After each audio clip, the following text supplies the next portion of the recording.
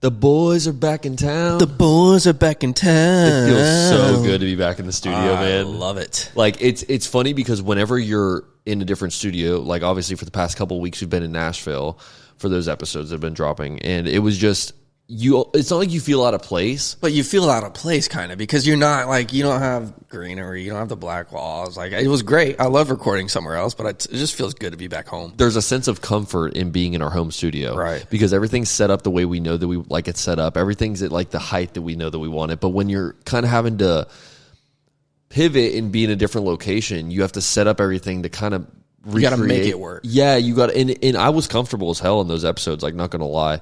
But it was just, there is a sense of like, when you have a studio or a guest come to your home studio, there's like a sense of, you know, oh, this is my home. Welcome to the studio. Yeah. It's like the guest gets that experience as well. But obviously Madison's had that experience because she's been on the show, and that was her part 2 episode that we did.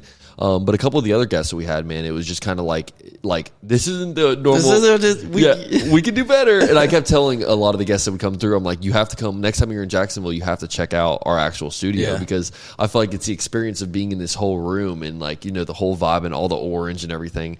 But we did a good job making it work, man. And it was a blast. I had so much fun in Nashville, bro. I'm gonna tell you right now, I cannot wait to go back. I want to go back like now. That shit was so much fun, bro. And it's the energy of Nashville is obviously one thing, but just everything that we did, man. All the guests that we met, every person that we even met when we were out like on Broadway. Yeah. So much fun. What was your favorite part? Oh, dude, that's a tough question. I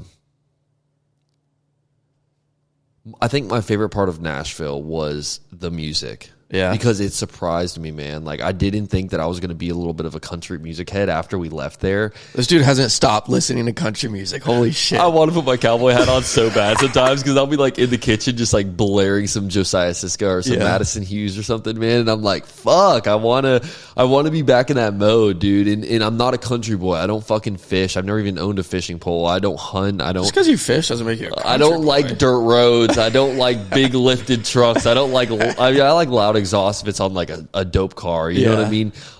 But it's just those things. It was kind of fun to be out of our element for a little bit, and the music I think is my favorite part because it just surprised me, man. I didn't think I would fall in love with it the way I did. Mine would be the music, but kind of a different aspect. It's the amount of live music there is. Like seeing all, like, it's okay. So there's hundreds of bars. Each bar has 6 floors. Each floor has a live band.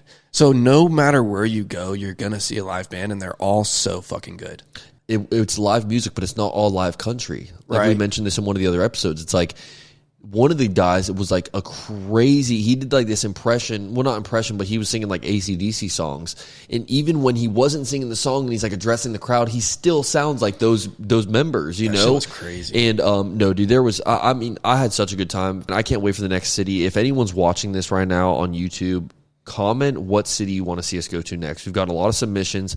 I know Atlanta's on there. I know Miami's on there. I know Tallahassee's on there. Orlando, Tampa. There's a ton of places where people want us to go to. I think doing a vacation in Florida would be super beneficial because obviously it's a very easy drive. Yeah. We don't have to go for like a week like we did in Nashville. I mean, you could drive for 10 hours and still be in Florida. So facts. I'm excited for today's episode. This is episode 98 going down. Let's jump into win of the week. Let's get this episode started. Do it. Win of the week.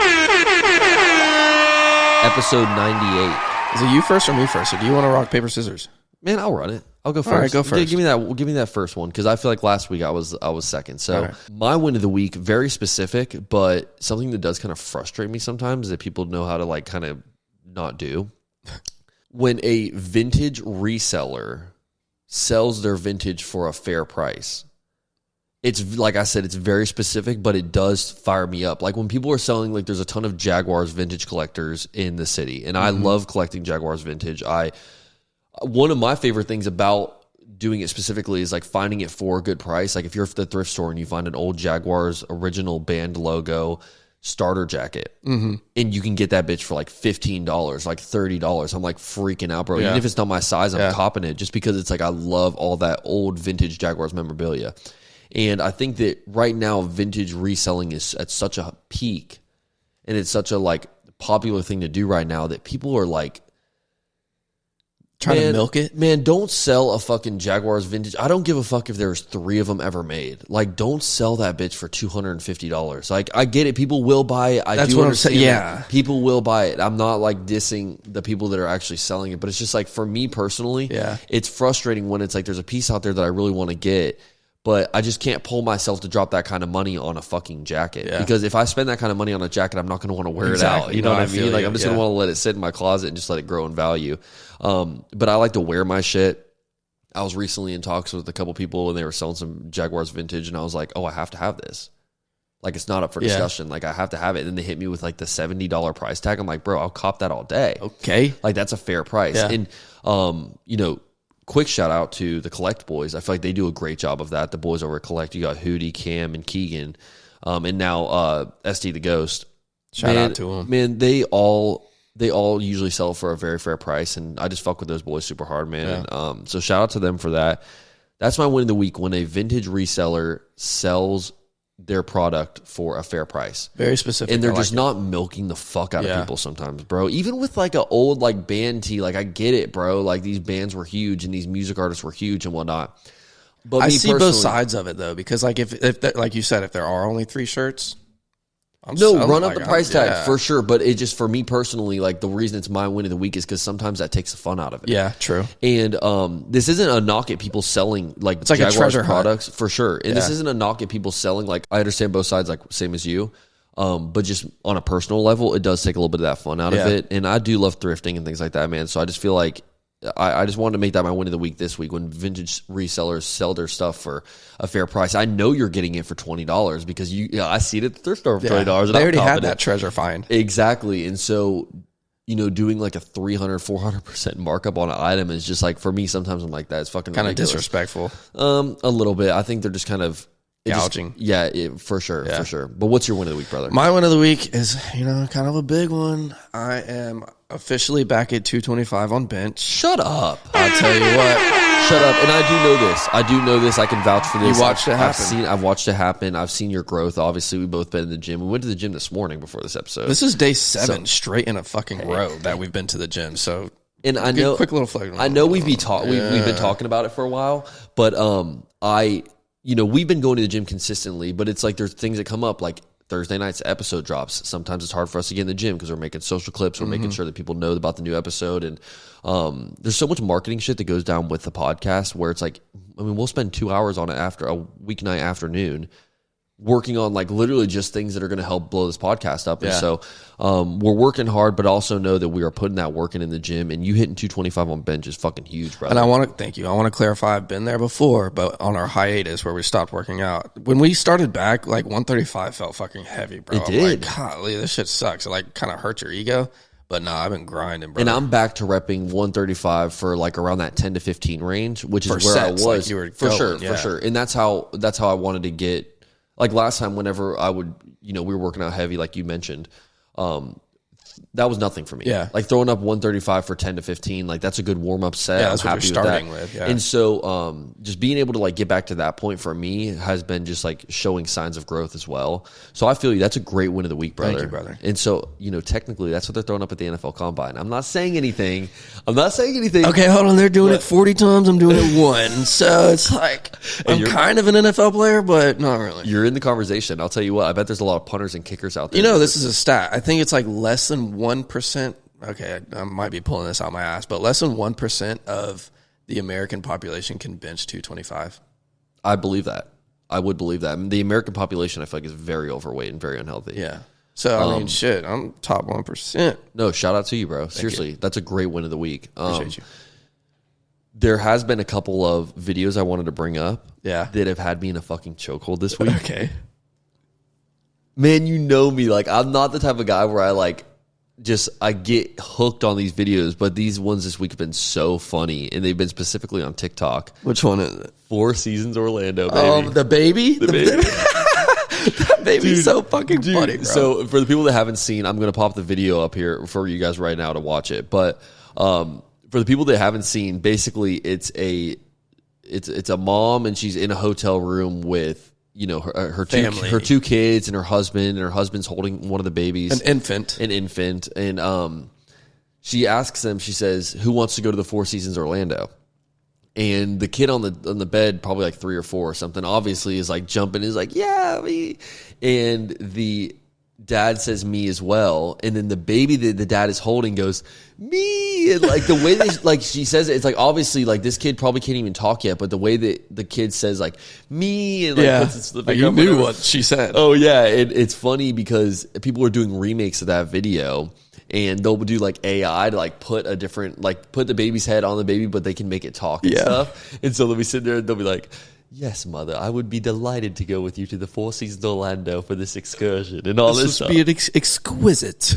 Yeah, and it's so funny, man. Just the remakes of that video have, every single time I see it, it geeks me the fuck out. And it's funny because they'll make it like a 5-minute video of this baby just saying like going off, like the pristine details in the Four Seasons Orlando and all this stuff, and just going on and on. I'm gonna post one up here, like I said, for you guys. So that shit's that's one that's had me in a chokehold. Is there been any videos this week that have had you kind of honestly? I haven't been on TikTok that much this week. I've been busy, but Zacharific. Zacharific is funny. I've been seeing him, and honestly, okay, he's funny. And I heard of him through you, and I did my research. You know, I watched him. I laughed a couple of times. But after like 6 days of you being, hey, did you see that Zacharific guy? And I'm like, we had this conversation 24 hours ago. Facts. And then 24 hours later, hey, have you heard of that Zacharific guy? And you pull up the same fucking video every time, and it's hilarious the first 3 times. But so, no, I have gone overboard with the Zacharific stuff. I just personally, man, like I love, that's my kind of comedy. Yeah. Like that sarcastic. It's like dry humor kind of thing. Kind of, but it's very sarcastic. Yeah. It's like obviously he's not telling the truth about any of this shit, but it's just so funny. And he had one video specifically I want to talk about where he said, I can probably say it word for word. yeah, you probably could. So it's a hot girl on the beach, and she's saying, oh my God, I was just jogging tonight at 7 p.m. and I saw this guy. He's like, so, and starts describing the guy, and she's like, he's the perfect human. And I'm like so obsessed with him. If you guys can find this guy, and then it's Zacharific, like the video clips over. I think it was like, no, never mind. Go ahead. Sorry. The video clips over to Zacharific, and he's sitting there. He's like, oh, yo, caught me. And for the people that know Zacharific, he's like not the most attractive human being. Yeah. I mean, you would think he's The Rock if you just heard his voice the way he's talking. Yeah. And then you see him like what he actually looks like. And shout out to the man because he's funny as fuck. Yeah. But the way that he kind of owns it, like me describing this video, he's not the most attractive dude. But then he gets on there, he's like, hey, yo, caught me. He's like, yeah, it's just crazy, like that. You know, because that's the beach that I run at every night at 7 p.m. Without my shirt. And, you know, it's crazy. Like, everyone was tagging me. I think it was like 2,000 comments that were tagging me in this video. And it definitely wasn't him. No, fuck no. Not a chance. And then he goes, he has one part where he's going on like a 5-minute tangent talking about like how this is definitely the girl that, or he's definitely the guy that this girl was talking about. And he said, he goes, yeah, it's crazy. Like, she described me to a T. Like, you know, probably famous, like tan as fuck, tall, handsome. Like, you know, it's me. It's me to a T. And just the way that he says it, bro, has me geeking the fuck out, man. And so, Zacharific, shout out to him. I had to throw the shout out in there, bro. Like that, this whole week, his videos have had me in a chokehold. Speaking of funny things and geeking out, I feel like this has happened a lot lately where we're just sitting there, like we will be geeking out. We'll be in public somewhere. And I always ask, are we children? Like, I know I've said that so many times because like me and you are having such a great fucking time. I'm glad you brought this up. Everything we do. I was almost embarrassed last night in Lawn Up with how hard we were laughing at our booth. This dude, okay. Dude, we were fucking dying because you kept saying the funniest shit. And it's like, in that moment, like, yeah, you know, we may have had a couple margaritas, you know, but it's just like we were, everywhere we go, man, I feel like we're just best friend mentality. Like, we just enjoy ourselves. We just don't give a fuck about what people think of us. We're just like in there just having a good time. And you had me fucking falling. I had Nick spitting fucking rice and chicken out of his mouth from laughing so hard. I said something. He had just took a bite. I took a bite. It was like a one-liner. It was such a good one-liner. He just fucking exploded. And that made everything else worse because now I'm laughing my ass off. He's laughing his ass off. We're trying to eat our fucking chicken and rice. Oh, that shit was great. It just, that whole dinner last night, it felt like we were there for like 3 hours with just how much we were laughing. And like that, you do say that a lot, and I do feel like it's low-key kind of accurate.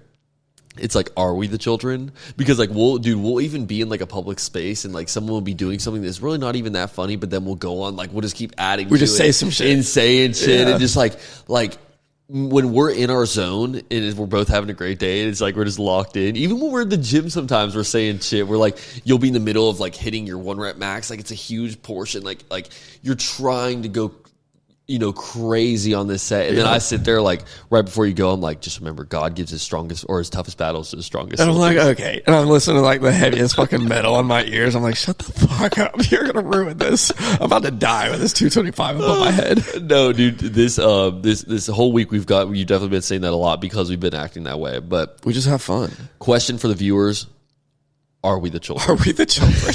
Fuck. Like, are we immature? Comment right now if we're the children. Fuck. No, but seriously, that's funny as fuck. I'm glad you brought that up, man. But dude, I'm excited to jump into this week's episode. Let's do it. It's a big one. Yeah, I don't even want to sit here and hang out in the intro portion anymore because I'm so excited for this episode. I've been watching this dude literally since the Vine days. Yeah. But no, man, I'm excited. Episode 98, huge guest. Let's jump right into it. Let's do it.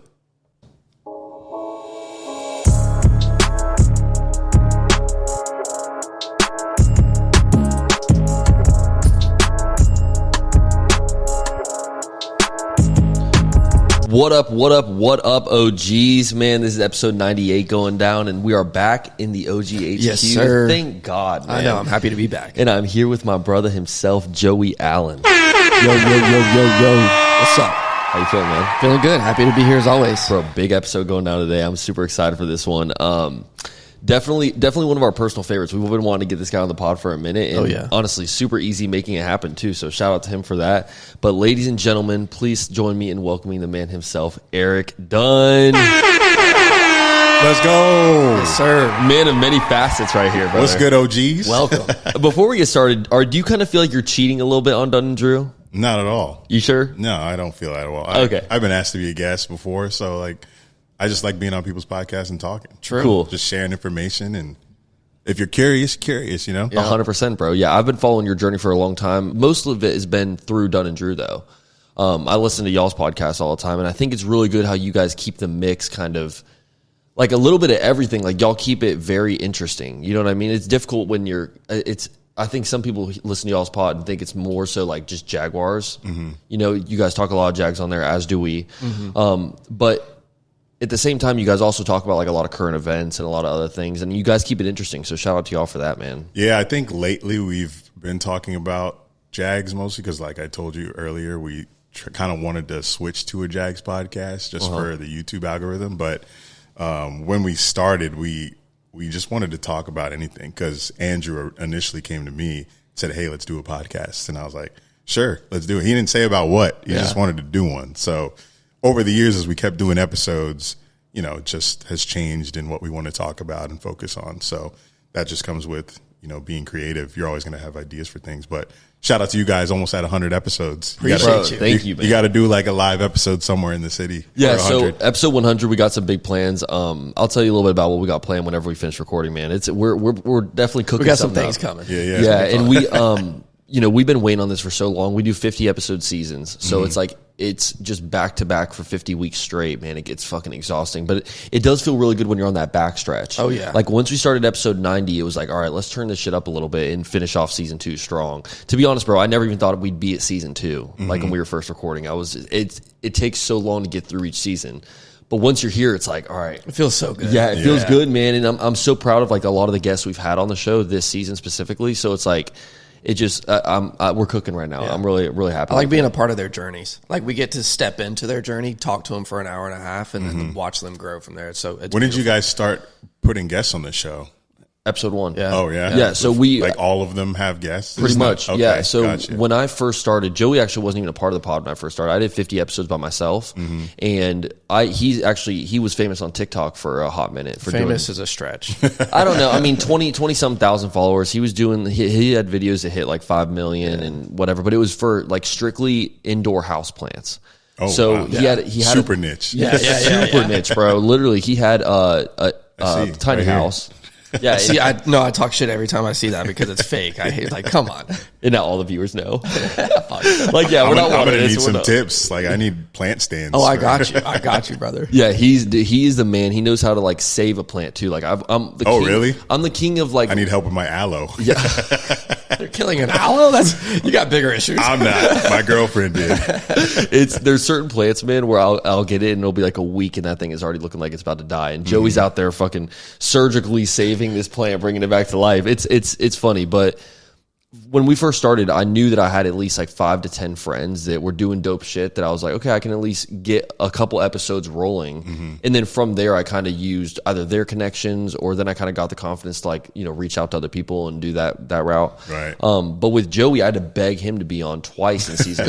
He just as a guest. I didn't even want to be a guest. Oh, really? Yeah. He didn't want to be behind the mic. He didn't want to. It is kind of scary at first. I mean, I remember when I recorded my first episode, it was like, it's just, you don't really know what the final product is going to look like or if this is going to work or down the road or if people are going to like it or whatever. But it really, honestly, it had more emotion than the clothing brand that we had before the podcast, which is the whole reason it's got like the OG. Like we were trying to keep them together. It was like our clothing brand that we had. And so it all worked out. I can't believe we're sitting here at episode 98, man. And I'm so glad that you're on the show too. So shout out to you for getting on. Hey, no doubt. Thanks for having me. Do you feel like during the off season, it does get a little bit tough to find topics to talk about in your podcast?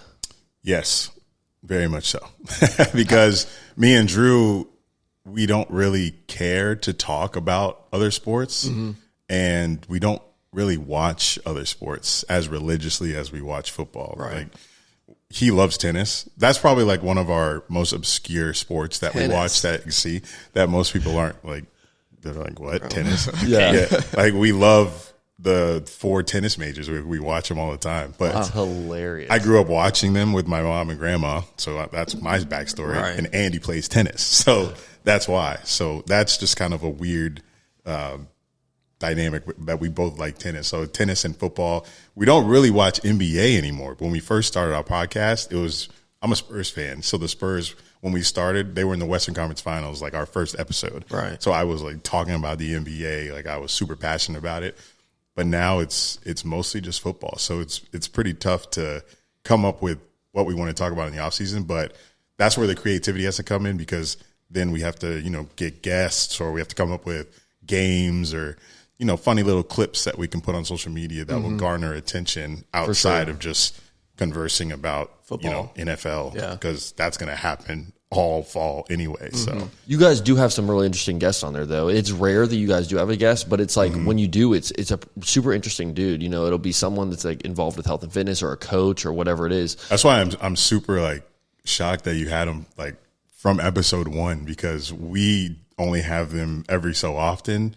Our podcast obviously started with me and him, so we never wanted to have a setup where we talk about guests. I feel like we just had the back and forth down as best friends. Right. For sure. But when we get a guest, Andy's more of the host when we do have a guest because I'm not real talkative.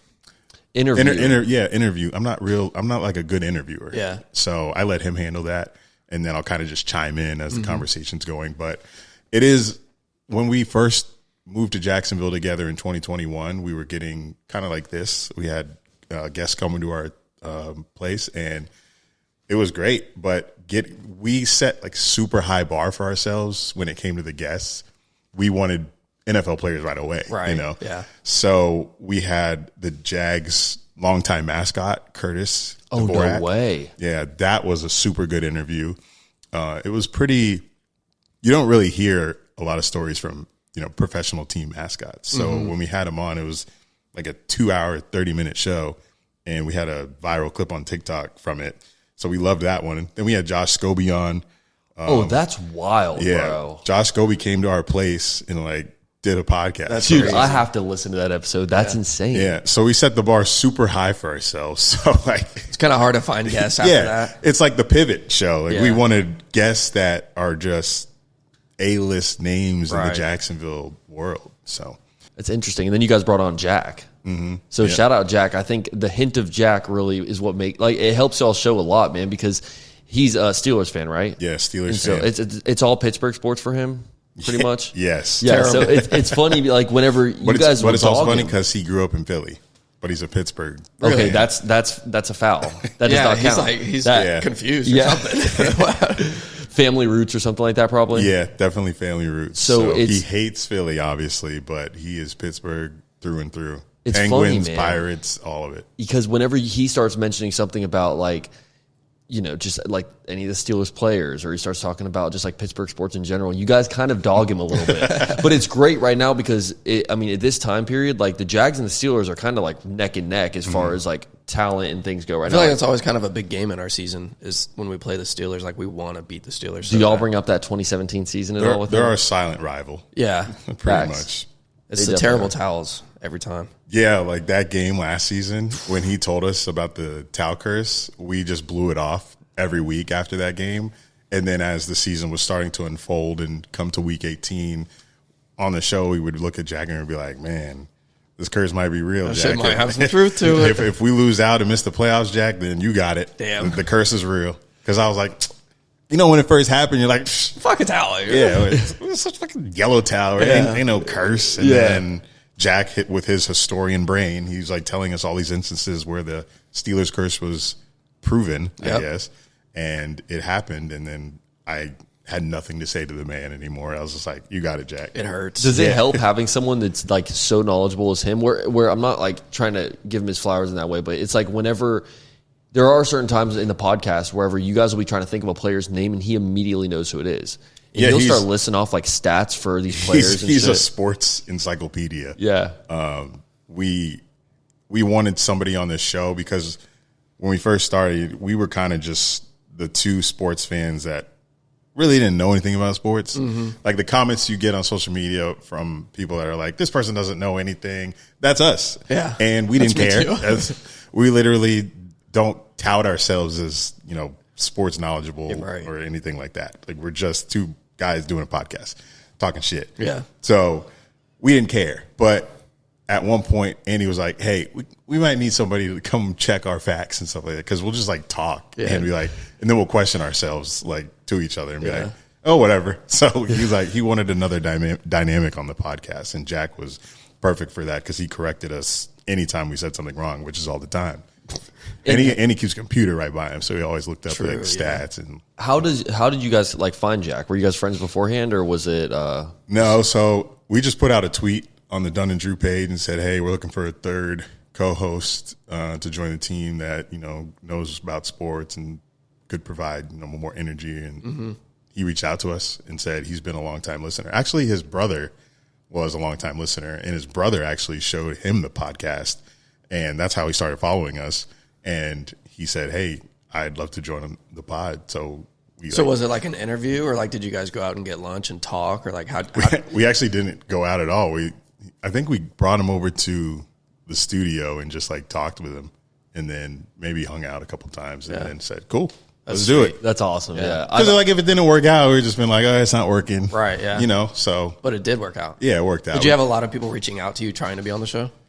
We had like a few, but I don't think a lot of people that want to be on a podcast follow us. They just want to listen. True. So I could be wrong, but did you guys switch from going from a weekly show to a bi-weekly show?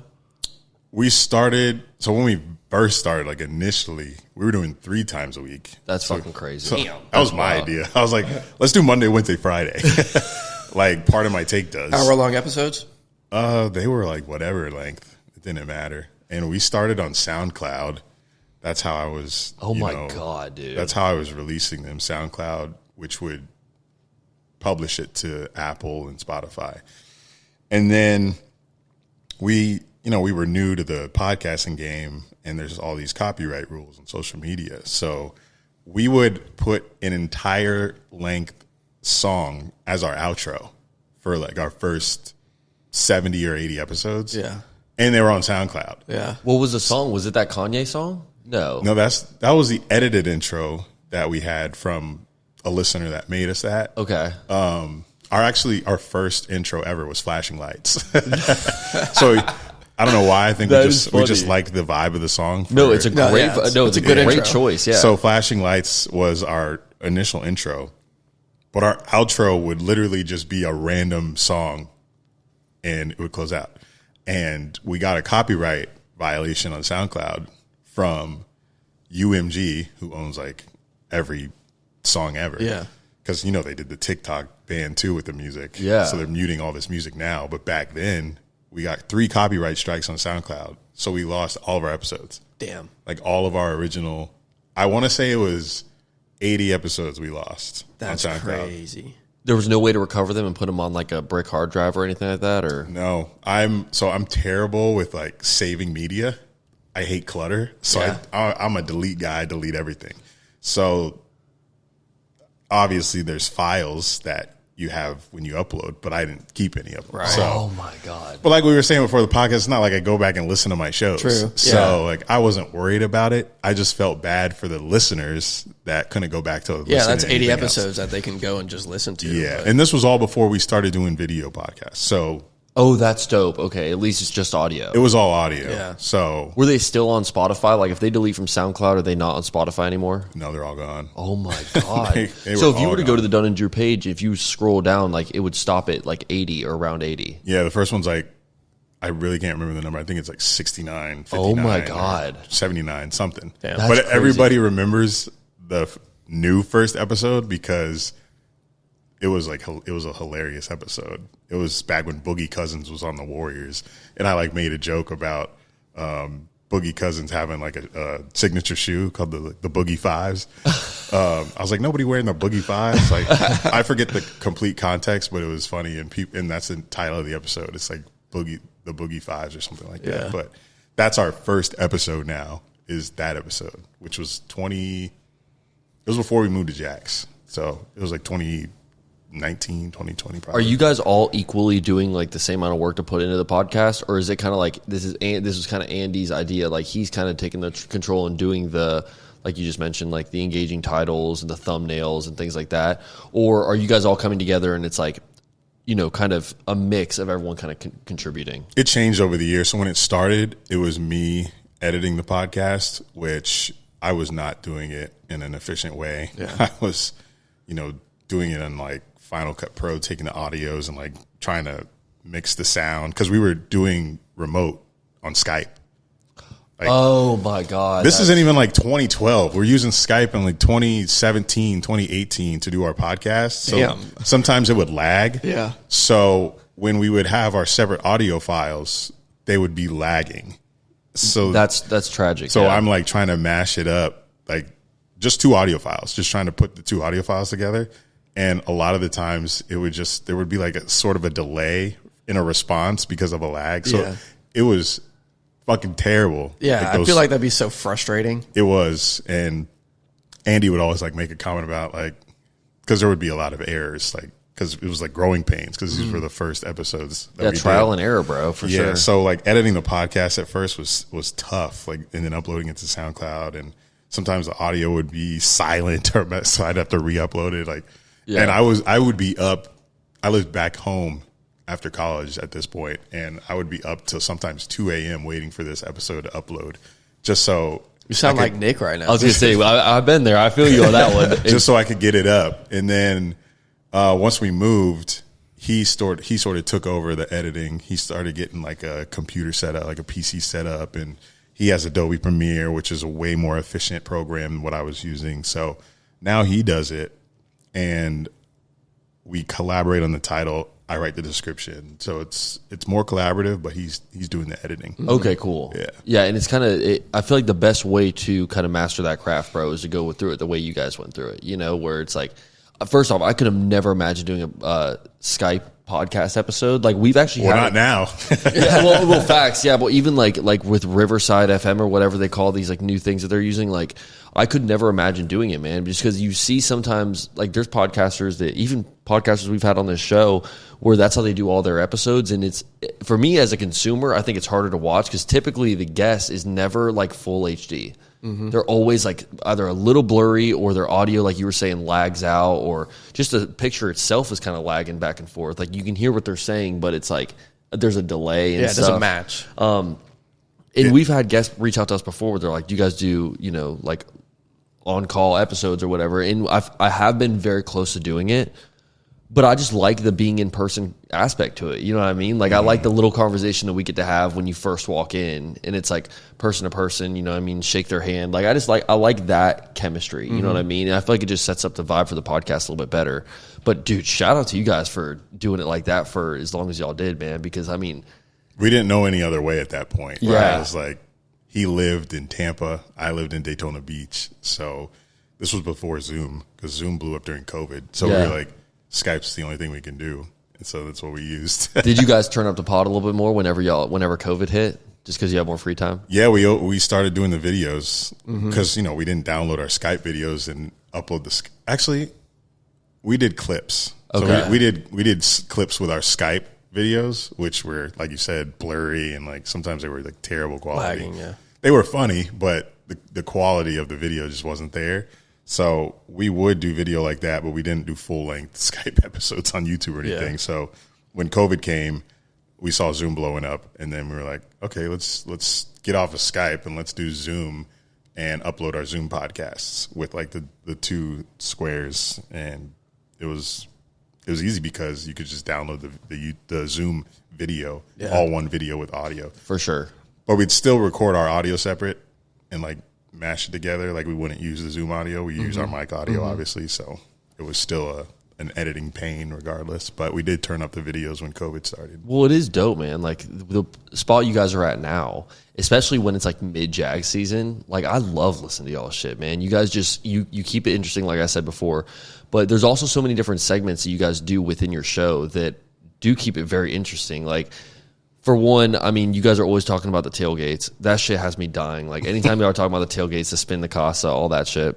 I love a good story. Podcasts are good for telling stories, and I wish I had more of them so I could just have a podcast full of stories. Yeah. I feel like you do at least one episode have a good, like... Andy usually has more of them. Really? Yeah, like day-to-day life type stories. And yeah, I had a lot more when I would travel to the away games. I would have away game stories and stuff like that. Like when I took a shit in a plain bathroom. And it's just stuff like that, just random stuff like that. Are you still doing it, or have you completed every stadium? This season's going to suck because... There's only one away stadium that I haven't been to on the schedule, but they sent the game to London. Oh, so damn. Can't go to Chicago. And you've already done London. I haven't done London, but I don't want to go to London. Why not? That city just doesn't, it's not on my list of international cities I want to go to. And it's just not going to feel like a Jags game. Facts, yeah. Why do you say that, though? Because I feel like there's so many Jags fans in London. There are, but there's also, when you see they pan the crowd, it's just so many other football jerseys. It's not going to feel like a home game. Soccer jerseys. And for sure. They just put on whatever jersey they have. Yeah, and I mean, we've been talking about wanting to go to this year's London game just because I actually do have a lot of like family in London and stuff like that. And I think really? It would be actually really convenient for us to go over there. I haven't even been, which is crazy because I do have a ton of family over there. But the games this year, I mean, they look like they're going to be fun games too. And I'd like to go, like, I'd hate to go to a fucking London game and they're playing like the Browns or the fucking like Washington. Or Patriots. Right? Dude, like there are some teams where it's like I wouldn't want to make the trip to London to see them play. Mm-hmm. But I do want to make that trip eventually. We've talked about it. I think we should definitely try to make that happen, do like an on the road episode for it. But and because me and Andy are so emotionally tied to the team, we would feel like pieces of shit going to London and like watching us lose a game there. Like, don't even say that. We wouldn't even. We win in London because I've gone to way more, but he's gone to like away trips, and because our emotion is so into the team, it like ruins a trip after a loss. It's kind of shitty. Like we can't like put it aside and be like, man, I'm in this place and it's beautiful. It's like the Jags lost. Damn it, it sucks. Regardless of the final score of the game, what stadium was your favorite? Like if you could put the Jags in this stadium in Jacksonville, which stadium do you think you like the most? Man, when it comes to football stadiums, they're all kind of pretty similar. The only difference would really be how the fans are in the stadium. But visually, they're kind of like, most of them are kind of the same. But the Raiders was super comfortable, like the new Raiders stadium. Oh, my God. I didn't go to a Jags Raiders game. It was Raiders Bears. Mm-hmm. But I was in Vegas for a bachelor party, and the Raiders were home. So I was like, when am I going to be in Vegas again for a game? Yeah. This year, probably. Yeah. But I was like, I got to go to this game. Tickets were like $300 for Bears Raiders, but that's a Vegas price. And that's last year too. Like both those teams were kind of ass last year. I was 2022. So. Oh, okay, word. I gotcha. 2021, they were still ass. Yeah, they still same thing. But yeah, the seats were like super comfortable. So that's a real good stadium. Though it's Vegas. Like I would say that was one of my favorites. But one of my favorite cities, underrated cities, is Cincinnati. The Bengals. Really? Their stadium's not all that. It's kind of old. Yeah. But like in terms of going for a game, Cincinnati's super underrated. Because of the fans or what? Just like their whole downtown layout. Like they've got like a half-mile bar strip.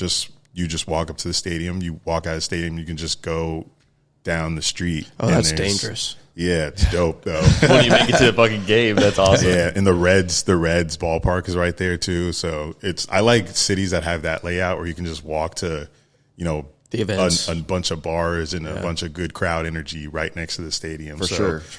That's one of my favorite. And the places. Jags, correct me if I'm wrong, the Jags lost that game, didn't they?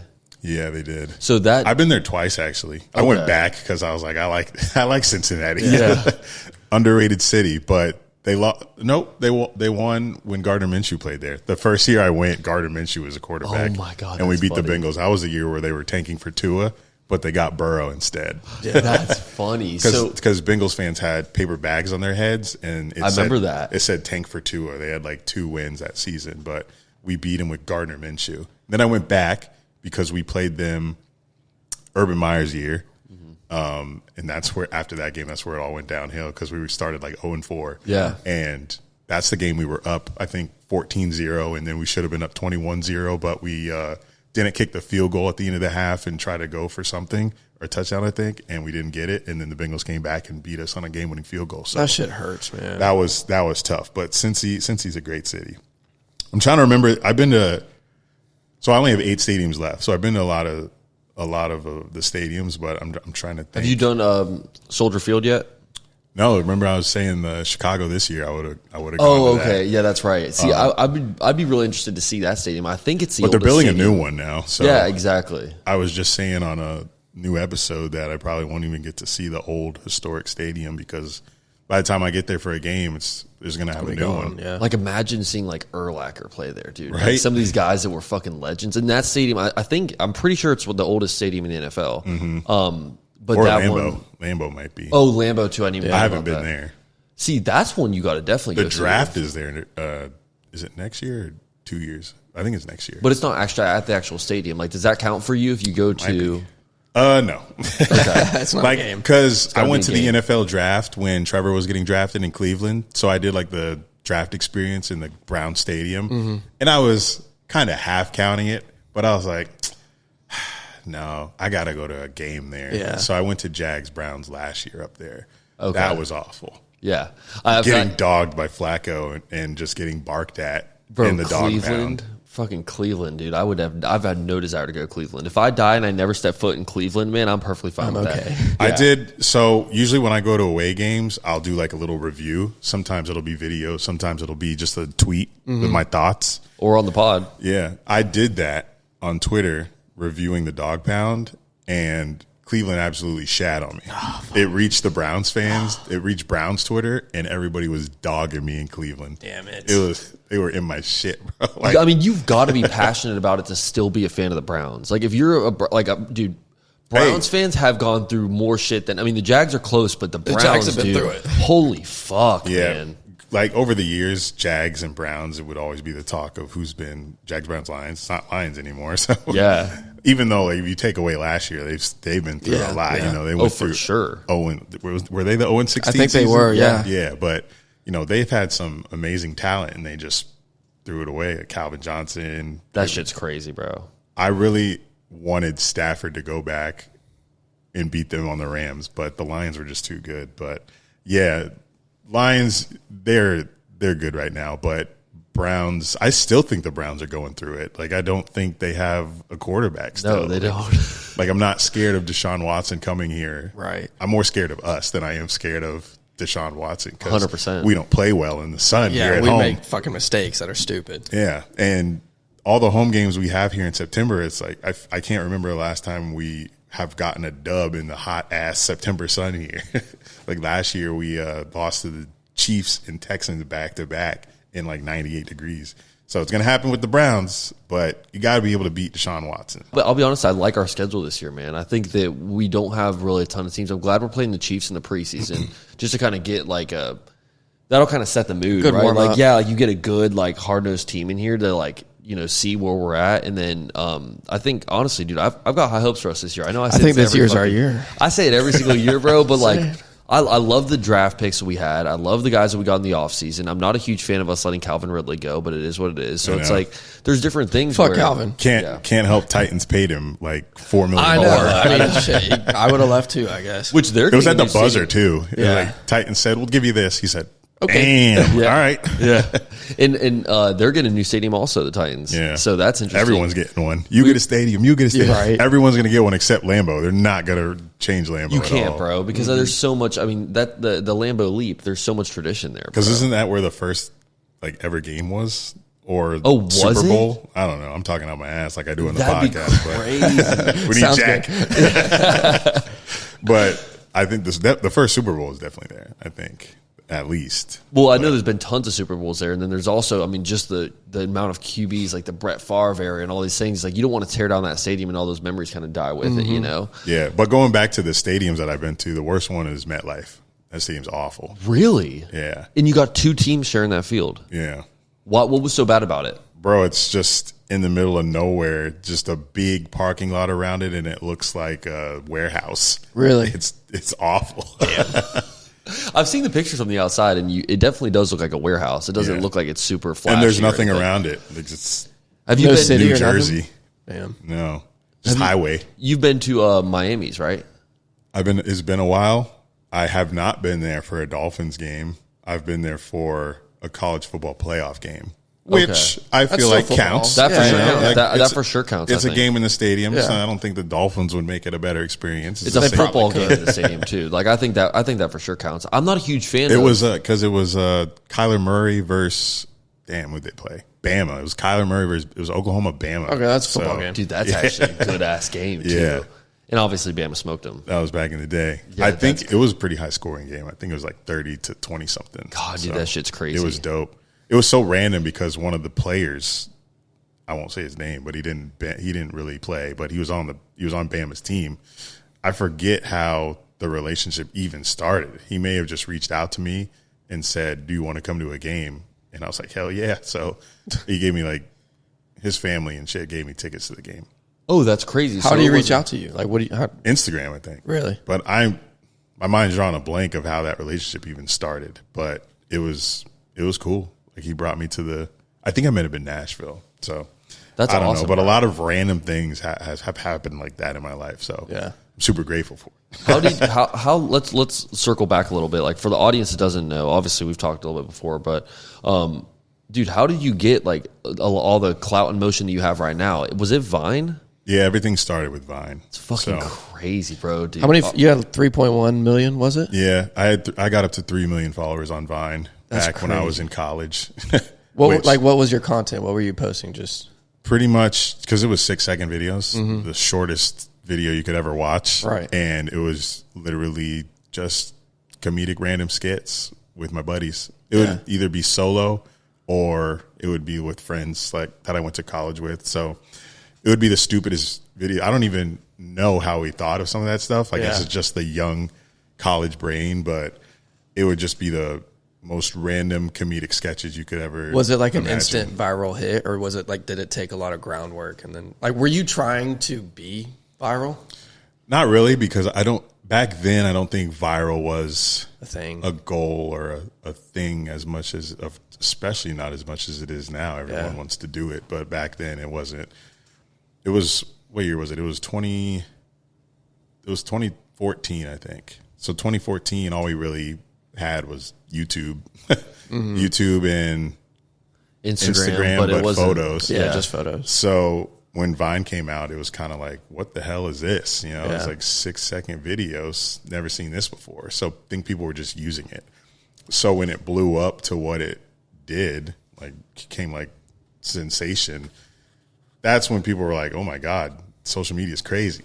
Yeah. And that's why I always say Vine kind of like kicked off all the stuff that we have now, because before TikTok, it was called Musical.ly, and Vine was like on its downward spiral as Musical.ly was coming on the scene, and Musical.ly was an app where you would mostly lip sync. So it was just like and a you do lip all that sync. crazy shit. Yeah, you just like move the camera and like it was a lot of just women on there lip syncing. So at first, Musical.ly was like, people were like turned off by it because they didn't want to be a lip syncing creator. Yeah. But there were other things that you could post on there. You didn't have to be a lip syncer. You could have like made any video to music, but people just saw the Musical.ly videos as lip syncing because that's what was getting promoted. But just before it was TikTok, that's what that was. And like Snapchat was on the scene as well. So all these little video apps came like during Vine's tenure. But what was your thought process when Vine went down? Like, were you like crushed? Like all your hard work is gone, or? Nah, because it wasn't abrupt. Like we knew because they said that they were going to shut it down like a year before they did. Really? Yeah, exactly. Yeah. So all the creators. It got bought by Instagram, did it not? Wasn't that how it got bought by Twitter? Oh, Twitter. Okay. Yeah, it's still owned by Twitter. Like Really? they still own all the intellectual property. So I think Elon owns Vine right now. That's why he's always tweeting, "Should I bring back Vine?" Which, if I think the TikTok ban did get approved, and I think the details are that they have until a certain date to either pay money to, I don't know the details, but there's like a set date right now that TikTok will not exist in the United States unless they sell it to the United States. Really? So if that does happen, then Elon Musk probably will bring Vine back. Then he's in his bag even more. That's crazy. Because you're going to need another video platform. Oh, for sure. Because Instagram's days are numbered. When I say numbered, I don't mean like the app's going to just die like Vine did. I'm just saying like people are turned off by it right now because the algorithm is shit and people's videos aren't being seen. What Instagram used to be as like a photo platform, people are only making reels now. People, if you go to people's pages, like creators' pages, they're not posting photos anymore because that's not what's getting the engagement. Literally only reels, like trending sounds with real videos. That's what era we're in social media now. So, and Facebook, like you already said, like you don't even use Facebook right now. Like Facebook is still huge, still billions of users, but that's for families. It's a different, niche over there. Like I use my Facebook because my Facebook is like all Jags fans. Lucky for me that I have an audience on Facebook that I can talk to about Jag stuff. But as far as a platform where anybody can be creative with whatever they like plants. I saw a TikTok creator who just talks about lawns and grass. Like I love those. Yeah, I fucking love that if shit. people can talk about literally anything on YouTube and it will get seen by the right people because that's the way their app is set up right now. There's no other app right now where you can do that. And YouTube takes 10 years to build. So people aren't going to just jump on YouTube and start. Like TikTok's the best app right now to start. So if it goes away, Vine has to come back because people are going to need somewhere to put their content. Would you do you think you'd restart with do you think they put you at 0 followers? Do you think they'd give you back your account with 3.1 mil? They can't unless it's all saved somewhere. Yeah, that's what I'm saying. Unless everything is archived and still in place. Yeah. Who knows? I don't know. That'd be cool if they just hand it back to you. They still have a web. I think they still have a web. You can still go to vine.co and watch Vines, I think. Really? Yeah. Is your page there? I think they archive. I haven't gone. I'm just thinking that they have if you try to search a Vine, you can find it on vine.co, but I'm not sure if the profiles and followers are still there. God, that's so funny. But yeah, the top creators on Vine, they were already heading to and creating on other platforms before the app shut down because they weren't getting paid like the other platforms started to pay creators. Like the Vine creators never found really a way to pay their top using creators. So they moved to other platforms naturally. So there's actually a podcast out there that I'm on with BBC Radio and one of the founders of Vine named Russ, where he talks about why Vine failed. And that's one of the points that he makes is that they didn't find a way to monetize it. Everything's eventually coming down to money. So if you can't find a way to make it or pay the people using it, then it's not. So is that why it fell? Is because there's no monetization? Yeah. Wow. The only way us creators were making money is if a third party company sponsored you or like something. emailed us or reached out to us and said, "Hey, can you make a Vine with this?" And but the app even itself, then, like, never. Not like YouTube where they have like an ad share, like Twitch has an ad share. Instagram, I think they still have like ads on Reels and stuff like that, but Vine never did it because it was 6 seconds and they like never figured it out. You know? There's got to be like some kind of respect though for the dudes that, like yourself, where they're making the 6 second videos, and then like imagine a company coming to you and being like, "Hey, we want you to show off this product in 6 seconds." The cool thing is like you only have to think of 6 seconds worth of content. Like that's not that hard to think of, but it's like actually getting everything out that you want to say in that 6 seconds. Like we're posting social clips right now from the pod that are like 48 seconds to a minute and a half, you know? So it's like, and we have to trim that bitch up. But the thing about ads back then is they're not as commercialized as they are now because it was only 6 seconds. So you weren't talking to the screen and being like, "Hey, download this, blah, blah, blah. I use this and it works so great." Like there's no hook.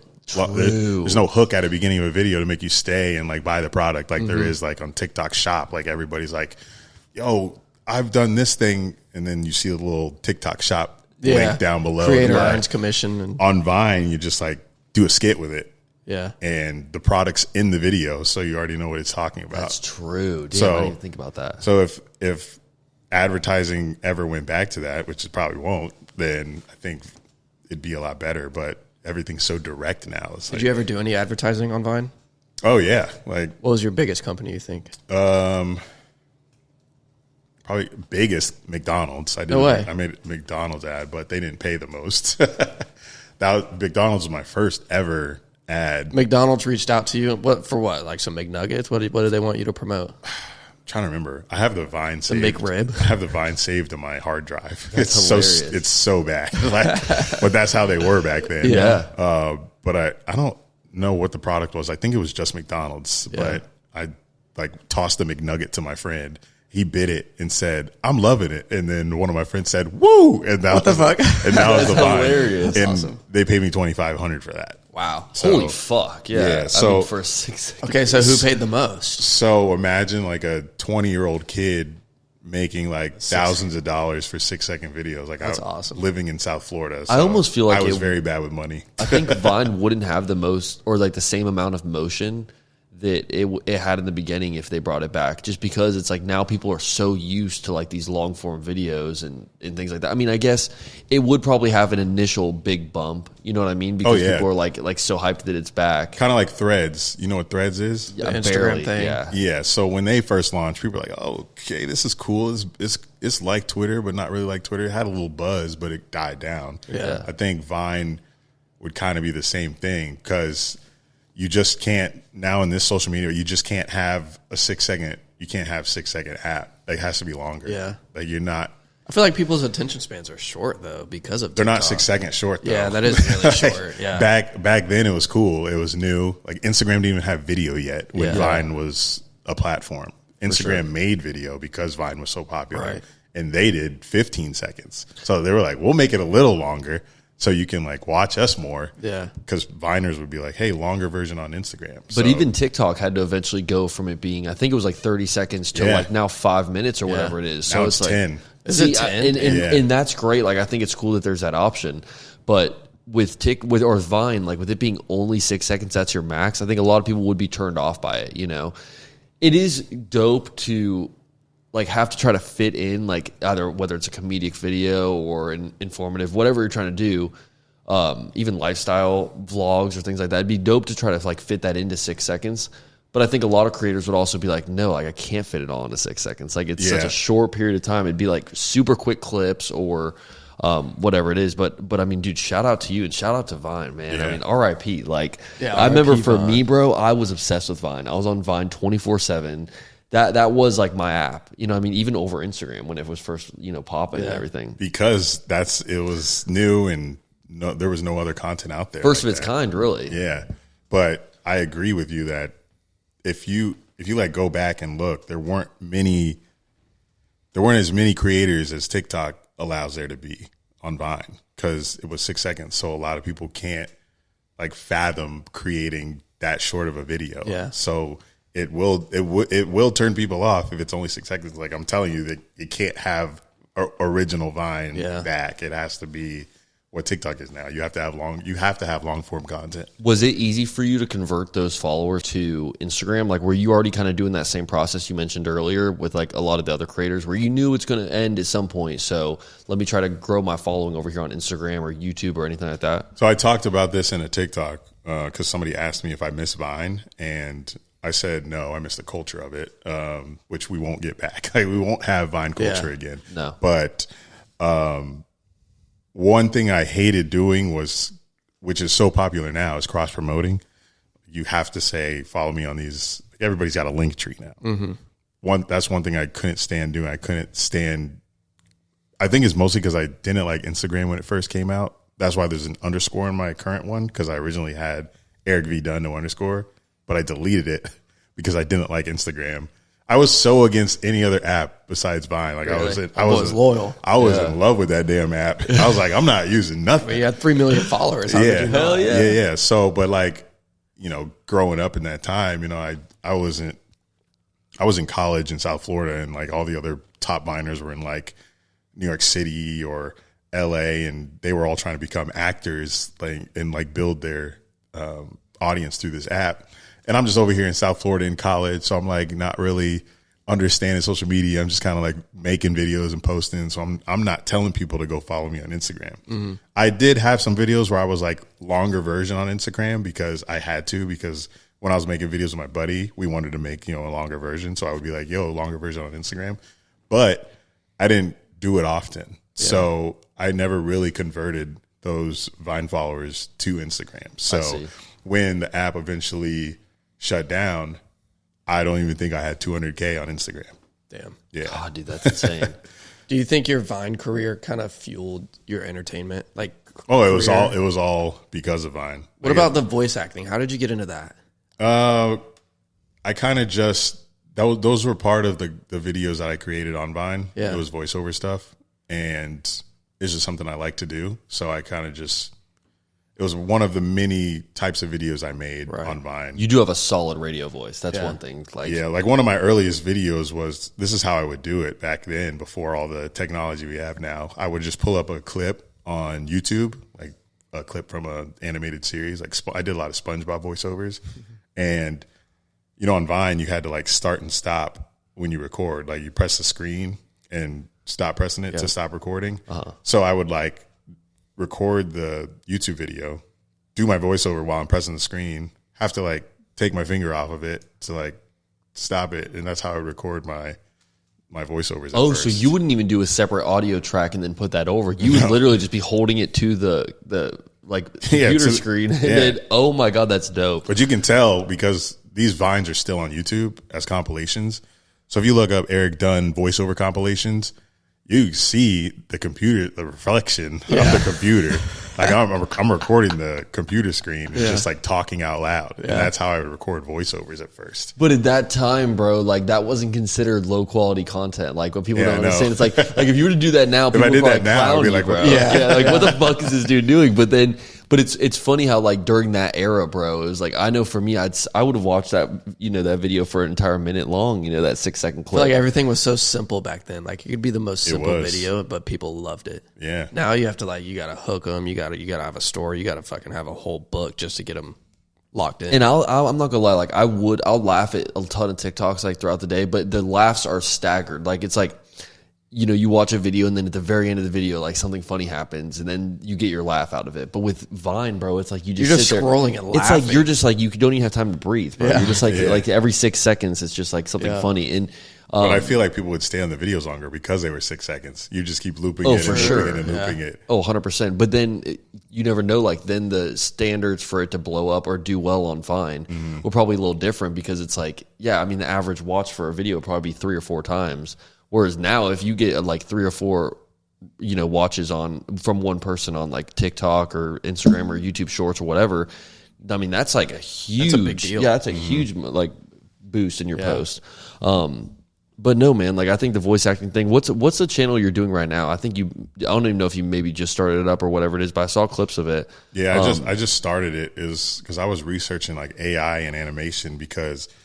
One of my biggest goals is to create an animated series, kind of like an adult cartoon, like BoJack Horseman or Family Guy or South Park, It's just as vulgar. That's dope.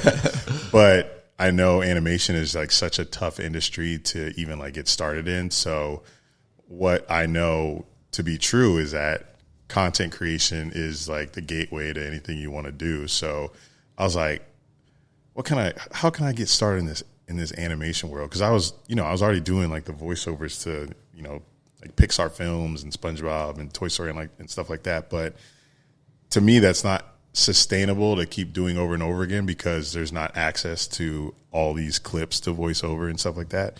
And so I was researching. I was like, how can I make my own cartoons and like do my own voices and stuff like that? So I found this like really like basic software where I can like choose a character and record audio and it'll animate to my voice. So that's dope. I started an animation page to do that. So I'm like trying it out to see like how creative I can be with it and like see if people like it. That would be awesome. Yeah, I definitely fuck with it. I think it's a great idea, and you do have the voice for it. Yeah, so I'm still trying to figure it out because I literally just started this page last week. So I'm like the first couple videos I've done were on like financial topics. So where my animated series that I want to create is like adult cartoon, like raunchy scenarios. This animation page I'm doing, I'm not really trying to like be like vulgar and stuff like that. I kind of just want to practice my voice and try to be. I still want it to like cater to adults, but I'm trying to figure out what type of content I want to give people. I want it to be kind of like informative and want people to be like, I want people to like learn from it kind of. For sure. But also enjoy the voices. Because the animated characters, I have no control over. I'm just choosing them from what's available. So I have to like be creative in like which characters I pick, what voices I use, what kind of topics I like present. So the first one was like talking about a story of when I was in credit card debt. I thought that could be helpful, somebody that sees it. And then the other one was 5 tips to avoid credit card debt.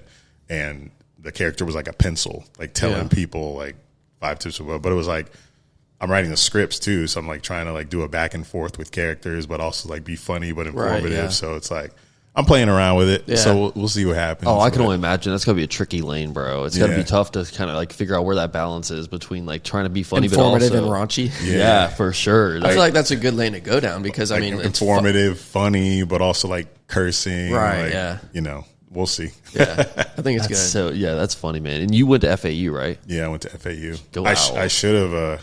Go Owls. Football team's trash. Trash. But I loved the basketball run they just went on. But we just lost everybody. But I didn't like when I was on Vine. I was kind of just living in the moment. Didn't really like have direction or any like most college kids are just like just enjoying college. Yeah. So, but if I were to go back, I would probably look more into like multimedia, probably like teach myself how to animate and stuff like that. But that's not the vision I had back then. I just wanted to party. Yeah, because you have a lot of crazy times, like being Vine famous in that era, and then also being at a university. Like, was there a lot of crazy times and a lot of crazy like incidents that came up with? I was 50 minutes from Miami, man. That's shit.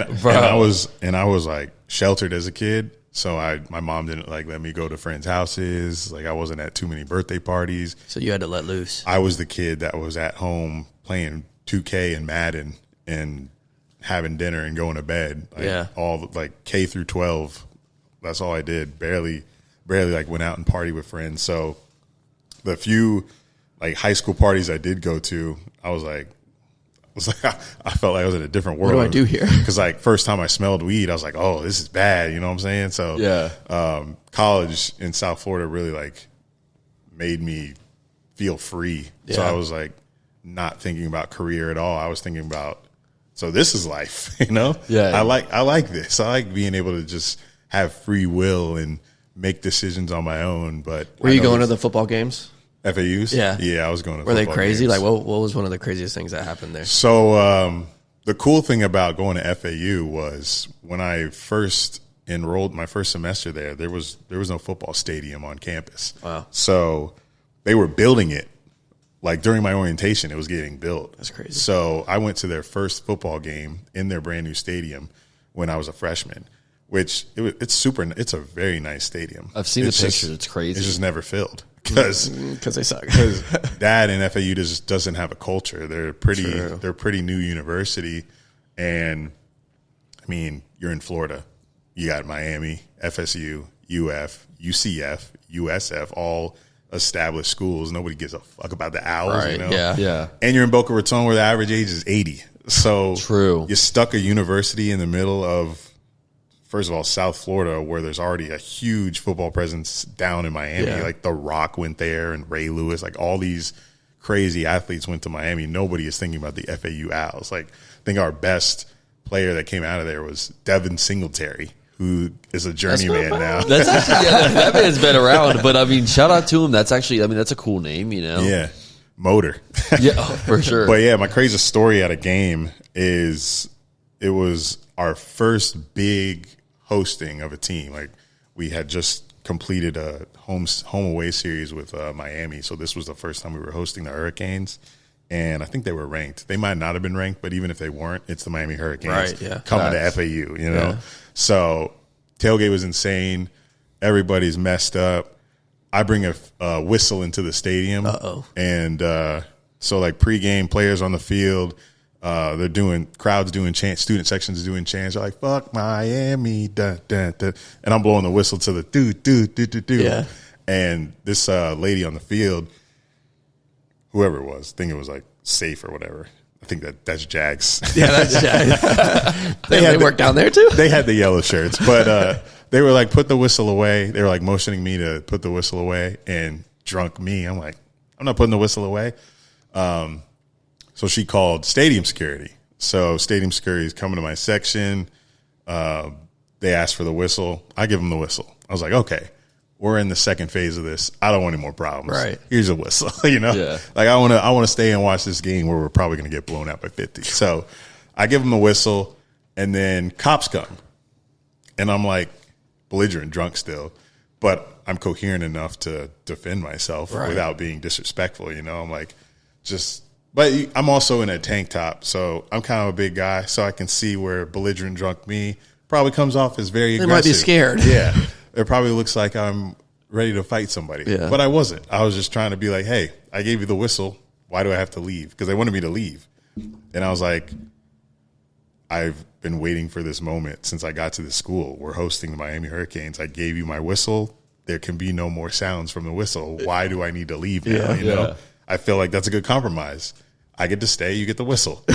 They weren't having it. They wanted me to leave, and I kept resisting. So they had cops like grab me and like push me up the stairs, and they fucking escorted me out of the stadium. And there's a video of it. They didn't take you to jail, did they? We'll get there. There's a whole video of the crowd chanting and booing the cops as they're taking me out. Good. 6 cops, by the way. Damn. Oh my god. I mean, you are a big dude. I was gonna say, but not that big. Fuck. They didn't need 6 of a guy that I'm holding nothing. I have a lay around my neck. You don't even have a whistle at this point. I know. It's just me with I have the least amount of weapons on me ever. You know, what am I going to do? Strangle you with my lay and farmer's hat? Like, I look like a drunk, dumb college student, and you're like, got 6 cops taking me out for blowing a whistle. But they take me to the holding cell in the stadium, and they have like 2 or 3 cells there. There was already one of my friends was already in there. not friends, but I knew him. Like I've seen him around campus because the school's not that big. So we were he was like, yo, what'd you do? I was like, I blew a whistle, bro. And it was stupid because in the cell they have handcuffs around your ankles or whatever. Shut up. Or cuffs or whatever. Like one of those, like the bench, like they have you chained to the bench. No way. That's crazy. By one ankle. God. Like what am I going to do? Run out of there? Right. You know? Like, but they kept me there for who knows? Like this is. I also tell this story on YouTube. There's like an old video of me like telling. It's like 7 minutes of me explaining. But they keep me there for like an hour and a half or so. They take my mugshot in there. Then they walk me to a police van. Handcuff me in the police, like I'm handcuffed in the police van, and they're taking me to Palm Beach County to book me. No way. This. You got booked over a whistle? Yeah. Fuck that. They take me to the jail to book me, and like during the drive there, I asked the police officer driving, I'm like, hey, do you know the score of the game?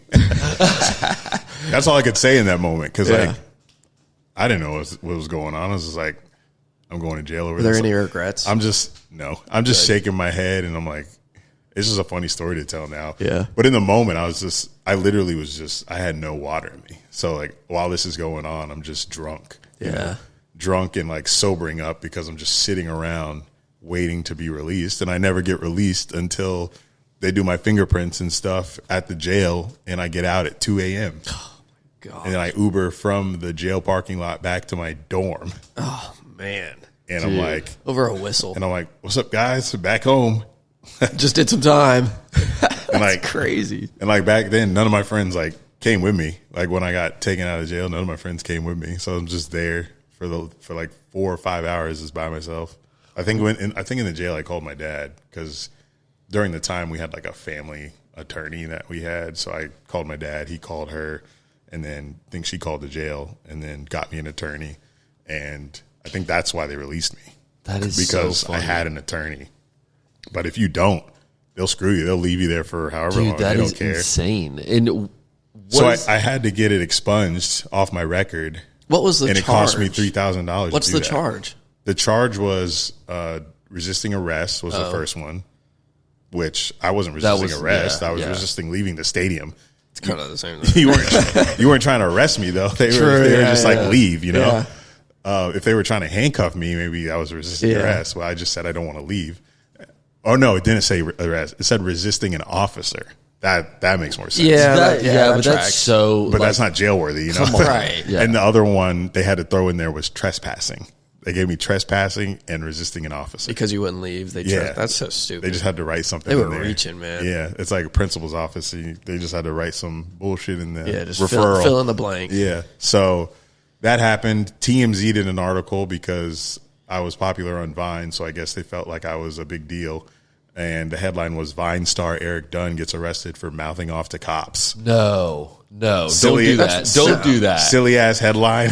Don't do that. For mouthing off to cops. They make it sound like I'm like Should scolding have been them. for blowing a whistle at a football game. I know. Not mouth for resisting arrest. That's actually hilarious. That's crazy. It was great. What is the feeling like when you're an FAU student?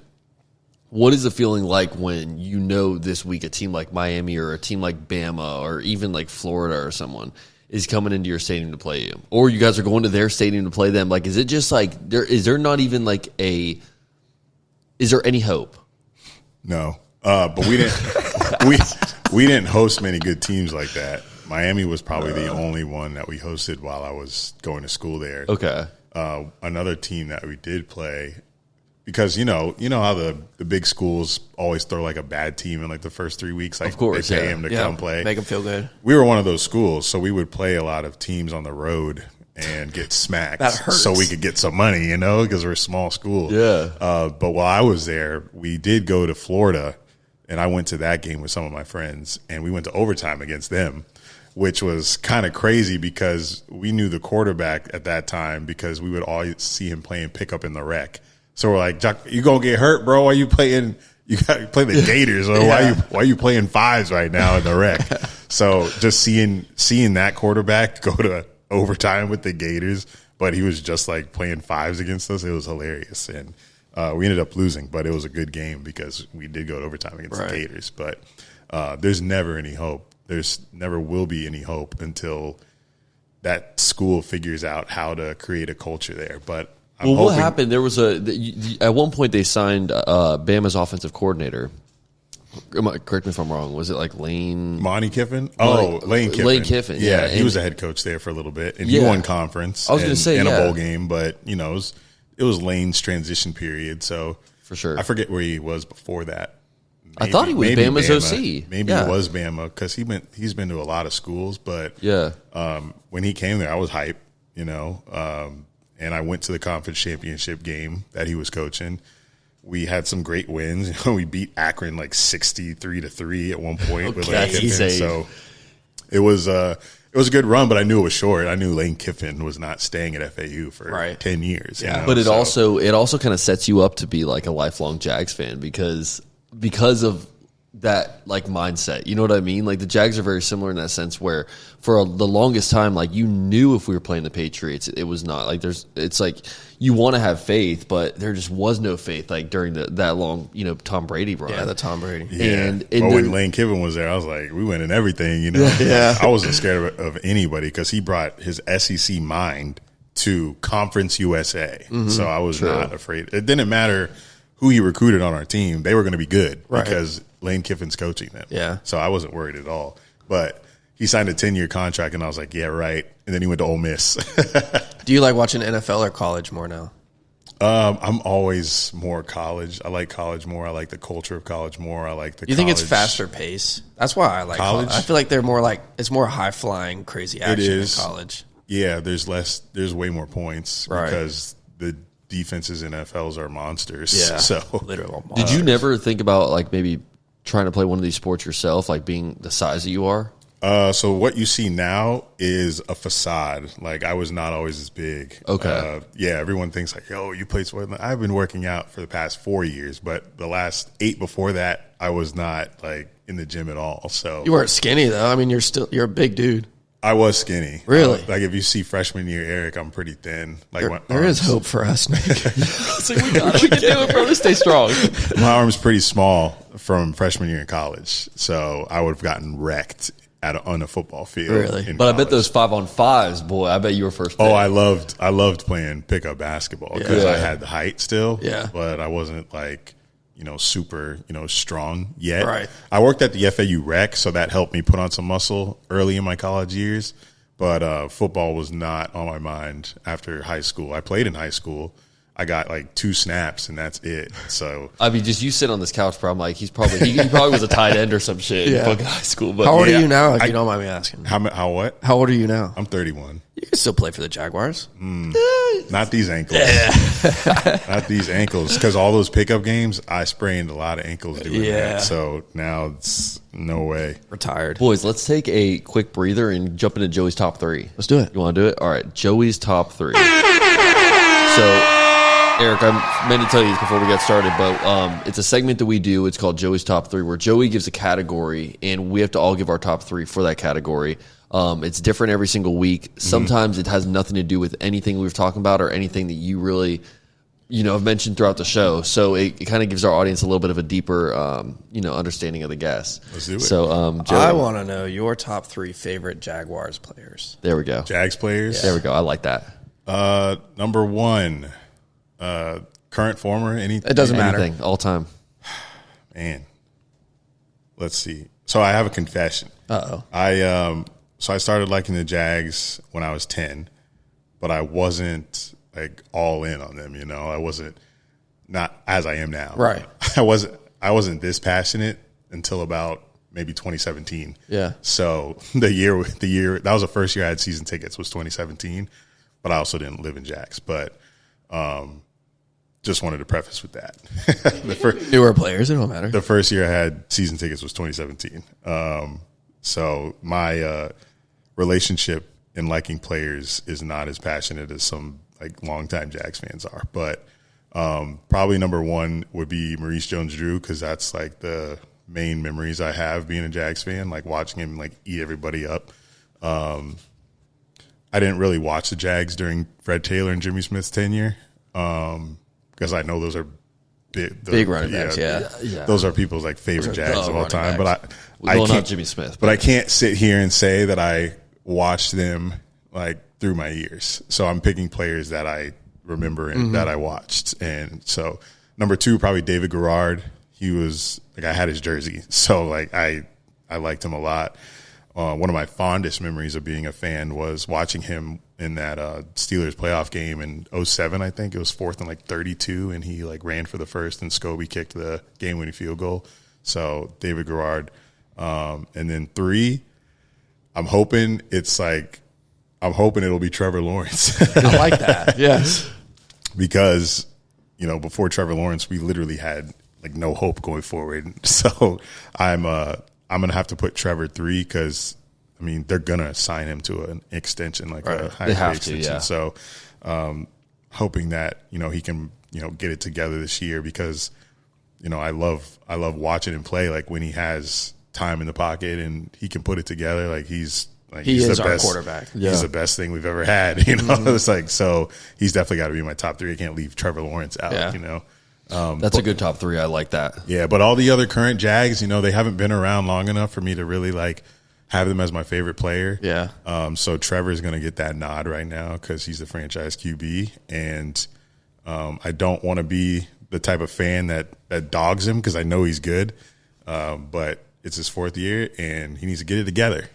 Stop fumbling the ball, man. I was going to say, because when I went to the Jags-Eagles game, man. Oh, dude. Oh, God. First of all, that was the worst game I've ever watched. Oh, God. That was such a. I went to it, and it was like watching in a hurricane. It hurts. Oh, my God. And it was all good at first. Pick 6 to start the game. Yeah.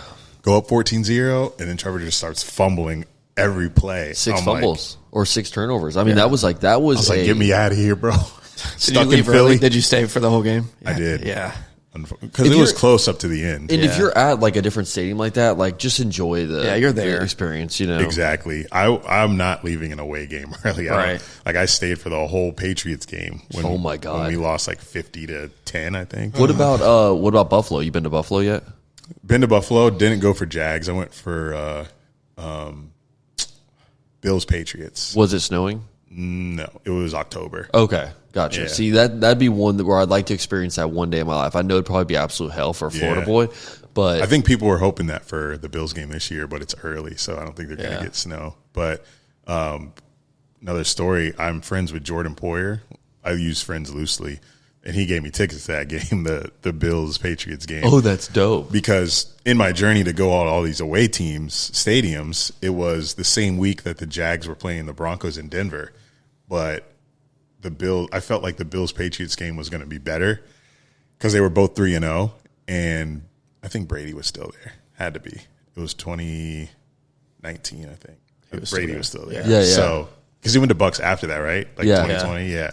So it was 3. They were both 3-0. Brady was playing, and I was like, "Hey, you think I can get some tickets?" And he gave me tickets to that. But it sucks because Jags beat the Broncos too. They came back against Denver and won. So Gardner Minshew had a good game there. But I am mad at it. I'll find time to go to Denver another time. But for sure, I actually hooked Jordan Poyer up with his current wife. So that's how we're like. Wow. Okay. I'd say friends. I'd say y'all can go with friends. I mean, shit, y'all like. I don't say friends. It's not like we text. I'm not texting NFL player every day. But like, if I like just reached out and said like, see you week 1 in Miami, he'll be like, bet or something like that. Yeah, for sure. That's dope, because he's man. on the Dolphins now. So, what's your top 3? Top 3 Jags players. Oh, I forgot we were on that segment. Told you I go on tangents. Oh, dude, we're the same way. I'm glad he said something I totally forgot. Yeah, I was like, we're on the segment. So, my top 3 Jags players. I'm gonna go Freddie T. Mm-hmm.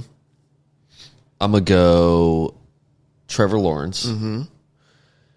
And then let's switch it up.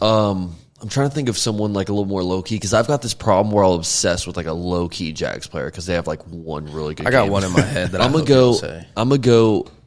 go Ace Sanders. Who the fuck is that? Only the real ones know Ace Sanders, bro. Is that from South Carolina? Oh, he played in South Carolina. He was a he was like a little bit of a slot receiver, but only like punt return. That motherfucker, dude. When he was like when we had him, I think he had like 3 or 4 punt returns for a touchdown like that one season. Yeah, he was just so shifty. He was a small ass dude, but every time he had the ball like on a punt return, he was so shifty. And at that time, I was a season ticket holder too with my dad. And so, I was kind of younger. Like me and my dad would go to these games. My dad didn't really know players like that. You know what I mean? So I'd be out there, I'd be like, oh, hey, Sanders. That's how my dad is with his favorite team. And then I also was a big Cyprian fan. I felt like he was our like Walmart version of Cam Chancellor. Mm-hmm. So it was like, for me, I was like, oh, Cyprian's our hard-hitting safety. It's, like our Walmart Cam Chancellor. Yeah. And I totally forgot about Rasheem Mathis. Oh, my God, dude. That's an honorable mention. Yeah. Dude, for sure. Because he grew up in my city that I went to, or grew up in, Daytona Beach. He went to Bethune-Cookman. So, which is right down the road from my house. So he's definitely in my And top. he's invested a lot in the community, too, in Jacksonville. Like, I think, redesigned a whole locker room for a high school team here and stuff, and like rebuilt their whole a bunch of their facilities and stuff like that. So yeah, that's a good one. Shout out to him for sure. Yeah, definitely. Top 3. My top 3, I'm gonna do. So for current players, I'm not gonna say Trevor because you guys both said Trevor. I'm gonna say Evan Ingram, and because He is a fantastic. Hold on, hear me out. I haven't said anything.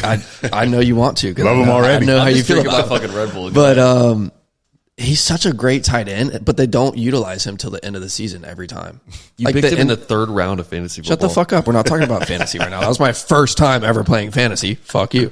But yeah, if they would use him throughout the season, I feel like Evan Ingram would be like Sam Laporta. Like, I'll talk to him. And then John Henderson. Big John. Dude was hype. He was hype in the solid. locker room. And then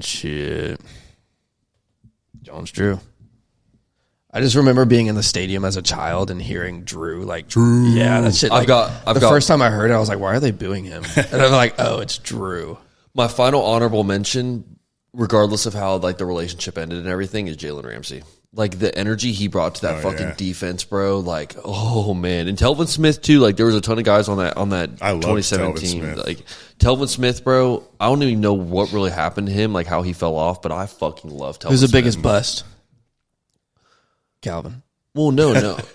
Well, I wouldn't biggest Jaguars bust? Yeah, I wouldn't say that at all. I wouldn't say recent. Calvin. I'm recent. Oh, recent? Yeah, I don't go back. I'm not a fucking NFL historian. Probably CJ Henderson. Yeah, I was gonna say that was a terrible one 'Cause that was the first CJ pick. Henderson was. Yeah, that's true. Or was he after Caleb on Chason? They were like, oh no, they he were was like first. seven. He was first They round. were like 7 and 20, I think. Yeah. First, but they were both bad picks. Like, no, they were terrible picks. so I'd say both of them. That actually is a really good one too. Who was the guy? Was it Dante Fowler that got injured first day of practice whenever and he missed an entire like his whole rookie season?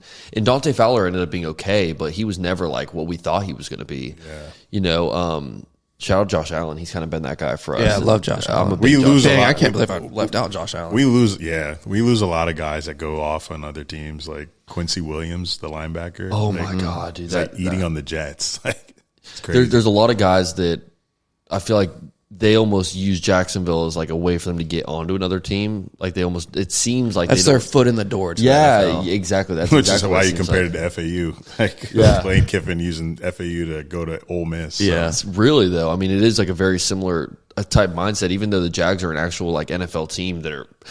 Not saying FAU is an actual college team, but it's like they're not in the fucking. They're not in the running.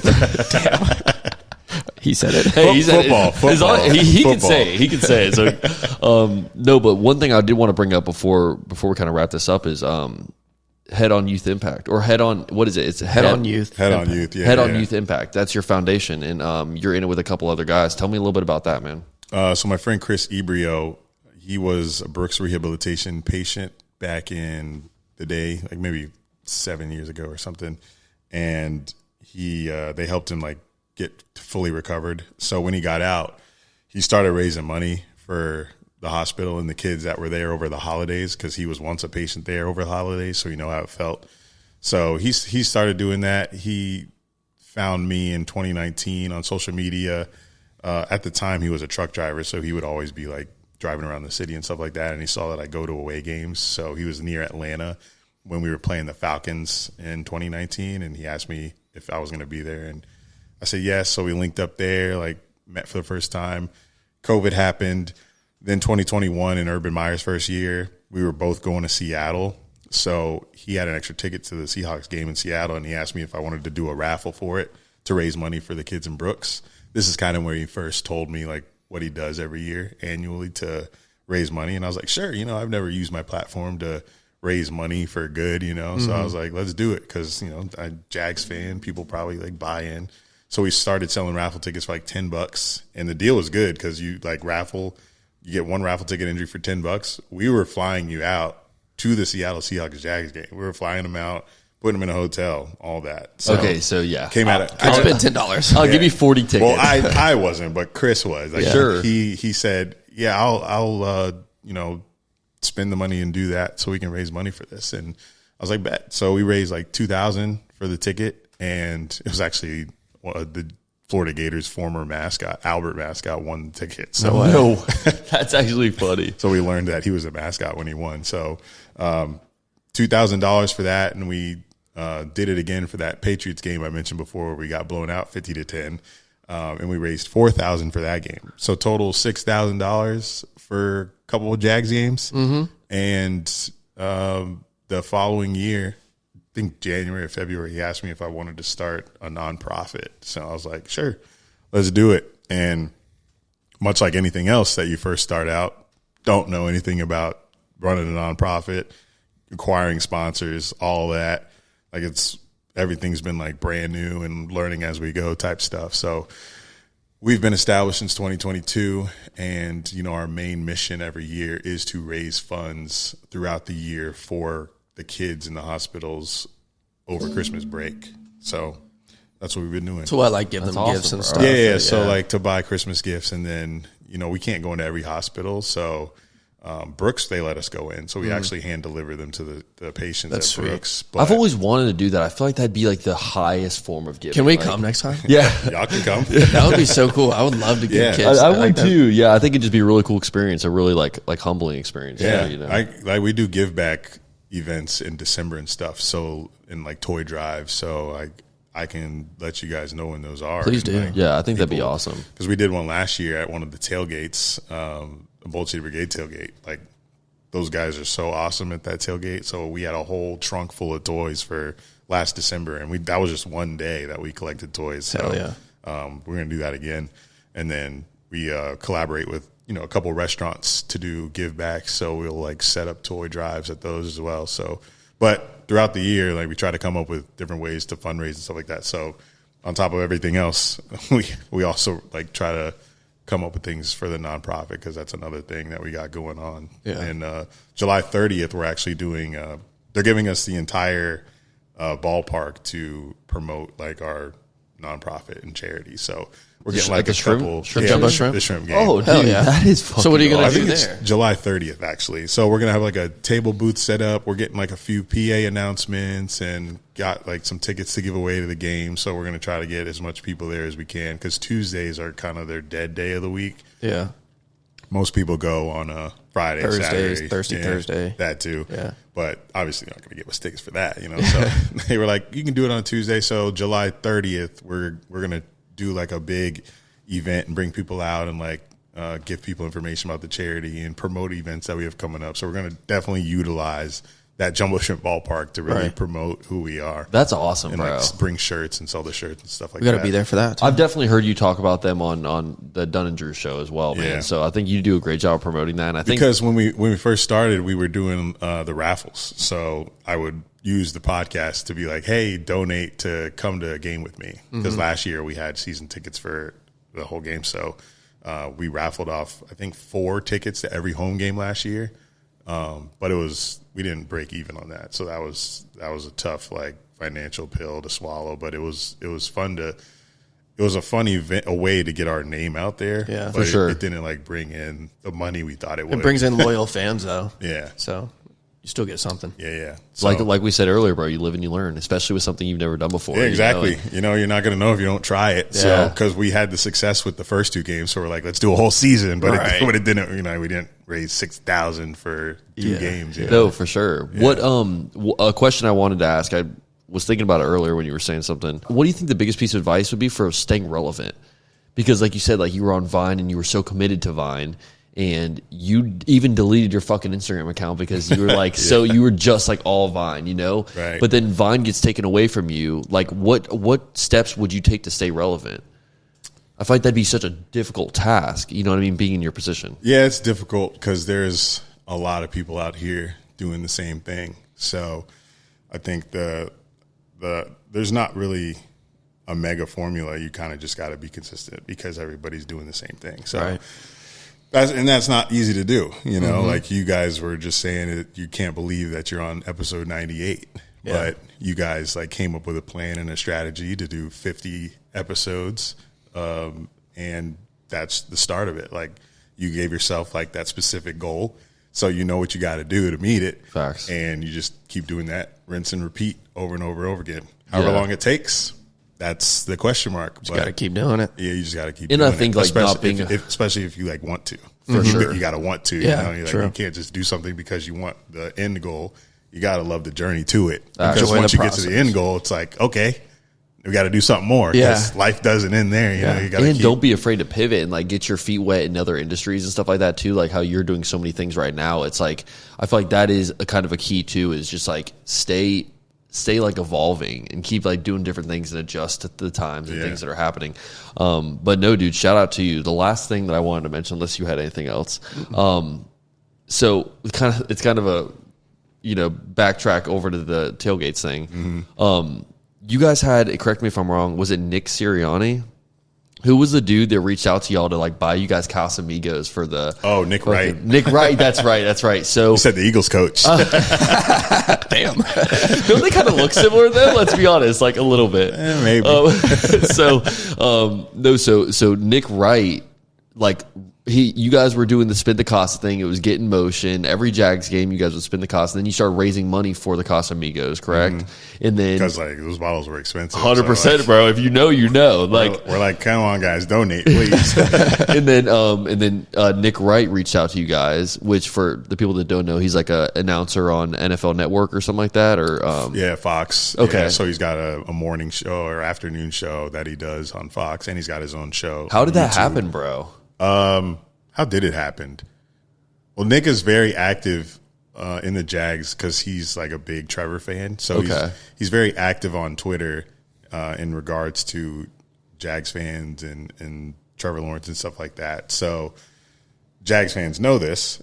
We know this. So this is what I don't think we mentioned this, but like just like sending a DM and having the confidence to just send a DM to somebody goes a long way. Because you never know if they'll reply, because it might happen. So I just felt like tagging him in a post of us asking for donations, because this was for the 49ers game after we had just come off the win against Pittsburgh and had the bye week. So, the vibes were high for the 49ers game, which obviously we know how that ended. But before the game, vibes were up.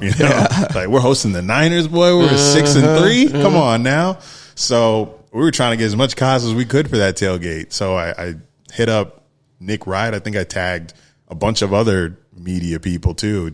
I think I tagged Mina Kimes from ESPN. But Nick replied, quote tweeted with it, and sent us $500 for Casamigos donations. And how many bottles is that at that time? Like what? I think his one donation alone got us like 21 or something. Like that. Maybe 10.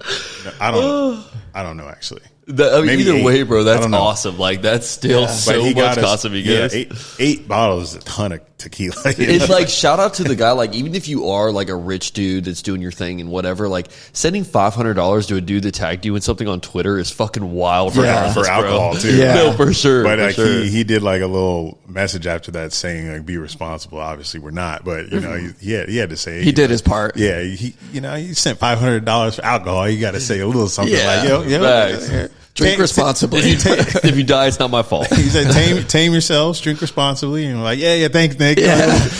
We'll do You're that. Walking out with 10 bottles of Casamigos. Thank you. Yeah, like we bought them and then sent the picture, posted the picture on Twitter. Like, this is what Nick got us. So, dude, that is so cool, bro. But everything went downhill after that game. Yeah, exactly. I mean, but thank you, Nick, for giving us that last, spark in the season. No, dude, that is awesome, man. I remember seeing that and you guys talking about it on Dunn and Drew and stuff, and I was just so. And he talked about it on his podcast too, for sure. It was, dude. It was very. That was a super dope, like organic connection. Like I don't know. I loved whenever that whole time frame was going down. I really wanted to go to one of those fucking tailgates because I was like, it seems like the vibes are lit there. Obviously, you got Nick Wright helping y'all out, but and the Bold City Brigade community is so dope because after that happened, there's like a Jags fan that lives in Connecticut who's a graphic designer, artist, or whatever you want to call it, and he made a graphic of Nick Wright dressed in like a teal pimp suit with like a pet Jaguar next to him, and he like hit me up, or he tweeted the image. Everybody loved it. Yeah. And he said, hey, can someone run to like Office Depot and print this out on a poster and have it up at the tailgate? So we had these giant Nick Wright posters. Oh my God. Like up in the tailgate area with the Casamigos belt. So it was crazy. That's funny. I love it, dude. Jags fans are dope. Oh yeah, I love we are, bro. Like the Bangham is slept on. Like that's one thing, dude. I mean, for one thing, we're loyal as absolute fuck. We have to be loyal. Yeah. But we also do know how to fucking party hard, especially when the Jags are having a winning season, man. And it's just like the vibes are high. Like there's nothing better than that Jags. going into it is amazing, especially with the good weather and whatnot. But when you leave after a win, it doesn't even have to be a big win, bro. Everybody's like, screaming. We are walking fucking down the like, roads. I love it, man. And it doesn't happen all the time, but it's like, it is fun But when it does. When it does, it is a good fucking time, man. Yeah, this upcoming season, it's going to have to happen later in the year because we only have like 3 home games in the first half of the season. So it's like the week 2 home opener, and then Colts, and then we go to London, and then we're back for Packers. I'd rather have more home games in the end of the year, though, because of our weather. Yeah, me too. I'm just saying it's going to be like kind of boring in the city. Football's back, but like we Not gotta, at Jags. we got to kind of wait a little bit till October. Yeah. At least it'll give us more weeks, like in between home games, to load up on Casamigos. Yeah. I am personally going to be transitioning to another beverage, but we'll still have it if people still want to spin it. You know, You got to keep the tradition going, bro. Yeah. Spin the Casa is beautiful. I don't know. I think I've personally moved on to gin, and spin the gin sounds good, but people don't like gin. Yeah, nobody really likes gin, but that ring, bro, that's not bad. Yeah, spin the gin. Yeah. You can have both, that I know. and people can circle up for what they want. But gin shots are just Not good. That don't sound good. No, they're not. Neither does vodka shots. Like tequila is like something you shoot, but like spinning the gin, people are gonna be KO'd if we're spinning gin. You know? Yeah, whiskey. I don't know about whiskey before a Jags game, but that would be fun as well. I'll drink some whiskey. Yeah, people will have whiskey out there. Yeah. You got anything else, brother? No, I just want to thank you for coming on here. I think it was a great time. Give you your flowers, brother. You're doing good things. Hey, no doubt, man. Appreciate Seriously, like, thank you so much for coming on the show, man. Like, I've been watching you from the sidelines for so long, and it's dope. Like, this is one of the things I love about this podcast is getting to meet people that, like, you really actually want to speak to and want to have a conversation with, which is most of the guests we have on the show anyway. But, no, dude, I mean, and it was such an easy process, too. Sometimes when you're reaching out to a more high-profile guest, you don't even know if they're going to fucking see or respond to your fucking DM, but you were so quick and just like, dude, I'd love to come on. And well, yeah, I've been there, like reaching out to people, so I know. Well, back in Vine, like I always would reply to messages just because like the influx of followers and stuff like that I thought was cool. Mm-hmm. So I never kind of had an inflated ego when it started. I was just like, oh, this person likes my shit. Let me talk to them. So it did at one point get like overwhelming because some of the messages would just be like, hey, and I can't reply to everybody that just says, hey, you know what I'm saying? But I'll try to filter out the ones that had a more elaborate message. Like a lot of people would talk about how watching my videos like made them, happier. And like I would get a lot of people that were suicidal that I made them like laugh and like some shit was like heavy. that's awesome. That's awesome. Yeah. So like just the messaging thing, like I always like open my messages because I've always done that. So like me reaching out to people, I know like not everybody's going to reply, but you still got to like shoot your shot. Got to try. For sure. So shout out to you, man. I appreciate it. And, maybe in the future, bro, Dunn and Drew OG Sessions collab. That'd be super dope. Do a full episode with like 6 of us. We got to get Andy out here. I was going to say, we need some facts. I got to meet Andy, bro. Andy's hard to pull out the damn dungeon, man. Yeah, I was going to say. We'll go to him. He seems very low key, but he's a knowledgeable guy. He's a great podcaster. Super low key until you get him out into like Lemon Bar and get a couple shots in him. Yeah, get him like a drink. Dude, fuck a collab. Let's just go run beach bars one night. Fuck it, dude. What are you doing tonight? No, man. He's out of town. Maybe a future date. And Jack as well, man. Shout out to all you guys.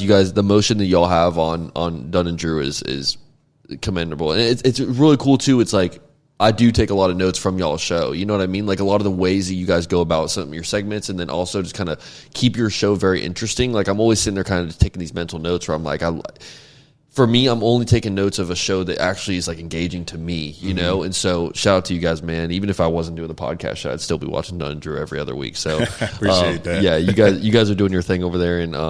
And yeah, man, dude, just super blessed to have you on the show for real. Yeah, thanks for having me, man. Keep doing y'all thing and look forward to seeing what you do for episode 100. Got to go hard. Now that he's hyping it up, we got to go even harder. Oh, we're going hard. It's going to be good. Yeah, definitely. So y'all stay tuned for that. All the OGs that are listening to this right now, if you guys are not a Patreon member yet, that's patreon.com/OG Sessions. All the secret sessions will be available on there of me and Joey doing wild shit like recording Shooting an episode shit while we're driving down the road. Yeah. We did a Hot Wings challenge. We did a bunch of other things. So definitely check out that Patreon. Also, very available price point, like very easy. Like I feel like we made this. Like, come on now, if you can't, anybody can be a certified OG. $2. Go check it out. $2, like just clean out the fucking change in your car, right? No, but shout out to everyone that's on there. Shout out to everyone that's listening to this on audio platforms. If you are not subscribed on Spotify, Apple, Google, Amazon, wherever the fuck you listen to your podcast, man, make sure you're subscribed. Make sure you give us that 5-star rating.